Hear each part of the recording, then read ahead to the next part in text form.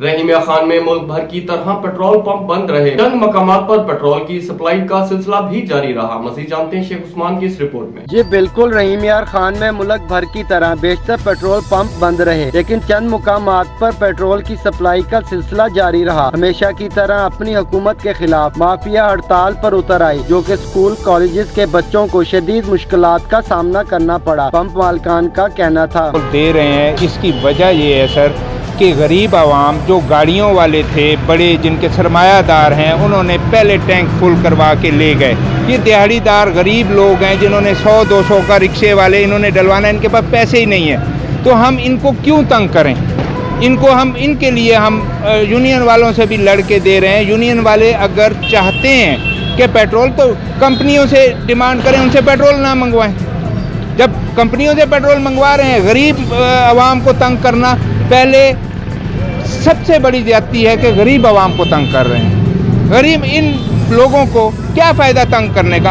आपका लड़ाई है, आपकी कंपनी से आपका कमीशन नहीं बढ़ा, आप उनसे पेट्रोल ना मंगवाएं। सर आवाम के लिए नहीं है सर, ये जो यूनियन डिमांड कर रही है वो बात ठीक कर रही है सर।